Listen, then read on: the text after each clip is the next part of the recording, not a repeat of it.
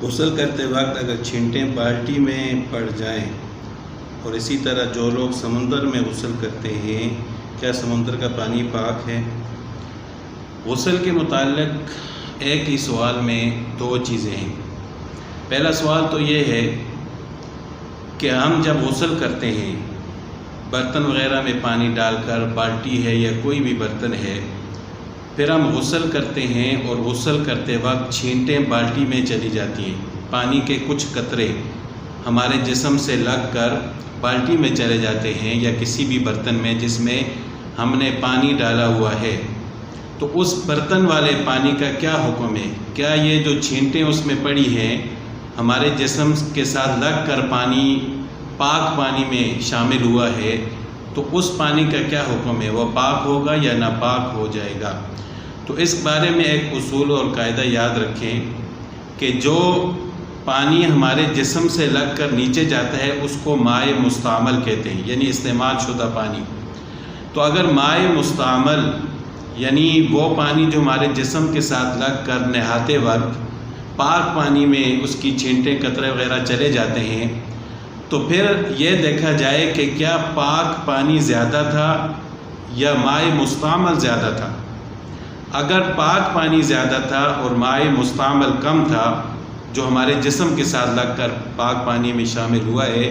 تو اس طرح وہ پاک پانی ناپاک نہیں ہوتا، وہ پاک ہی رہے گا۔ اور اگر اس طرح ہو کہ وہ پاک پانی کم تھا،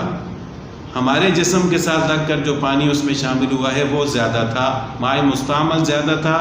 اور پاک پانی کم تھا، تو پھر وہ پاک پانی ناپاک ہو جائے گا مائع مستعمل کے شامل ہونے کے بعد۔ تو آسان سی بات ہے کہ اگر چھینٹیں کم تھیں،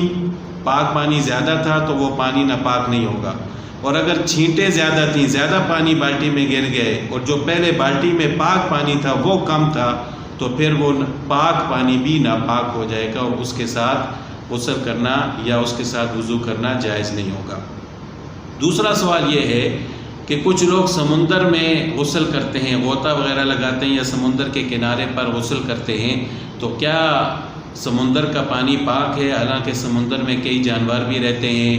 خشکی کے جانور بھی شاید وہاں جا کر پانی پیتے ہوں کنارے پر، تو اس کے بارے میں کیا حکم ہے؟ تو اس کے بارے میں آپ صلی اللہ علیہ وسلم کا ارشاد ہے کہ طہور ماؤہ، کہ سمندر کا پانی پاک ہے، یعنی اگرچہ اس میں جانور رہتے ہیں اور اب خشکی کے جانور جا کر اگر پانی پیتے ہیں تو پھر بھی وہ پانی ناپاک نہیں ہوتا،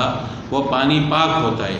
چاہے سمندر میں کوئی غوطہ لگائے یا سمندر کے کنارے پر بیٹھ کر کوئی غسل کرے، سمندر کا پانی پاک ہے، اس کو پی بھی سکتے ہیں، اس کے ساتھ غسل بھی کر سکتے ہیں، اس کے ساتھ وضو بھی کر سکتے ہیں، اس کے ساتھ کپڑے بھی دھو سکتے ہیں۔ تو سمندر کا پانی ناپاک نہیں ہوتا۔ جو لوگ سمندر کے پانی سے غسل کرتے ہیں ان کا غسل ہو جاتا ہے، سمندر کا پانی پاک۔